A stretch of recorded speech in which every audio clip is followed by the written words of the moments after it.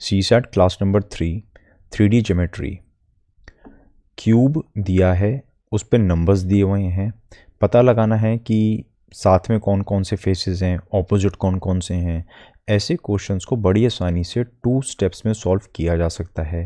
पहले स्टेप में आपको सिंपली एक टेबल बनानी है और जो भी इन्फॉर्मेशन दी है बिना दिमाग ज़्यादा चलाए उस इन्फॉर्मेशन को इसमें सिर्फ भर देना है, सिंपल। और दूसरे स्टेप में क्या करना है, इस टेबल में जो मिसिंग डेटा है उसको थोड़ा सा सोच के भरना है, ठीक है। वो मैं आपको सिखा देता हूँ, बट बहुत ही ज़्यादा सिंपल प्रोसेस है। फॉर एग्जांपल 2013 का क्वेश्चन देखो, ये वाला। इसमें दिया है कि 1 के साथ में 6 और 4 है। भाई 1 और 6 की बाउंड्री टच हो रही है, 1 और 4 की बाउंड्री टच हो रही है, ठीक है। तो हमने भरना है इसमें 1 के साथ में 4 एडजेसेंट फेसेस होंगे। एक डाइस में किसी भी नंबर के साथ में 4 एडजेसेंट उसके साथ जुड़े हुए फेसेस होते हैं और एक फेस ऑपोजिट होता है, ठीक है ना। तो 1 के साथ में 6 और 4 हैं, तो आप यहाँ पे लिखो 6, यहाँ पे लिखो 4, ठीक है। और बाकी चीज़ें भी लिखनी है, जैसे 1 के साथ 6 और 4, तो 6 के साथ 1 और 4 है, तो 6 के आगे 1 और 4 है। और 4 के साथ में 1 और 6 है, 4 के साथ में 1 है, 6 है। एक ही बात है, बट हम बार बार लिख रहे हैं उस चीज़ को, ठीक है। 1 के साथ में 3 और 2 है, 1 के साथ में 3 है, 2 है, ठीक है। और फिर ऐसे हम भर सकते हैं इसको आगे, लेकिन भरने की ज़रूरत नहीं है। जैसे ही आपको किसी भी रो में 4 नंबर्स मिल गए तो 1 सेकंड के लिए रुक जाना वहाँ पे। क्यों रुक जाना? देखो, अगर 1 के एडजेसेंट चारों फेसेस में पता चल गए हैं, 1 के एडजेसेंट चारों फेसेस हमें पता चल गए हैं, तो हमें ऑपोजिट पता चल गया ना। यहाँ पे 5 नहीं है, मतलब 5 1 के ऑपोजिट है। भाई 1 के साथ 6 4 3 2 लगे हुए हैं, पता चल गया हमें टेबल बना के। इसका मतलब 5th जो नंबर है, 5 नंबर 1 के ऑपोजिट होगा।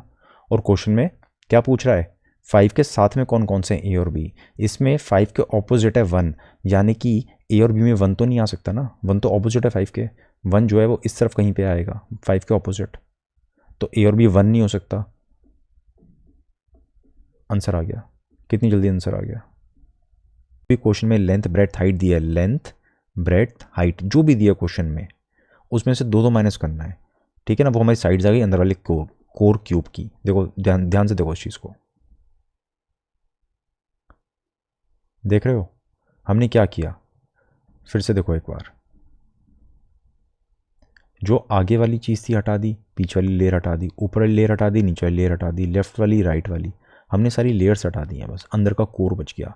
तो लेयर्स हटाने का मैथमेटिकल मतलब क्या है कि आपने लेंथ में से, जो इतनी लंबी लेंथ थी उसमें से आपने एक लेयर लेफ्ट से हटाई, एक लेयर राइट से हटाई, मतलब कि लेंथ -2 है ना। ऐसे ही ब्रेड्थ -2, हाइट -2, सिंपल, ठीक है। फिर से देखो एक बार, है ना। तो बड़ा सिंपल सा कंसेप्ट है, चाहे वो 1 साइड पेंट पूछे, 2 साइड पेंट, 3 साइड पेंट या no paint, length breadth height तीनों अलग अलग दिए हैं, कुछ नहीं करना, -2 करो जो भी दिया लेंथ ब्रेड्थ हाइट में से, एंड कॉमन सेंस लगाओ कि 1 साइड पेंट ये वाला होता है तो उसको 6 से मल्टीप्लाई करने के 6 फेसेस होते हैं।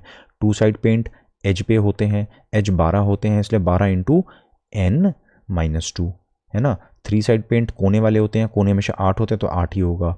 नो पेंट मतलब बाहर की सारी लेयर हटा दो एक बार, ठीक है। मतलब कि लेंथ ब्रेड्थ हाइट तीनों में से दो घटाओ, आपसे मल्टीप्लाई कर दो,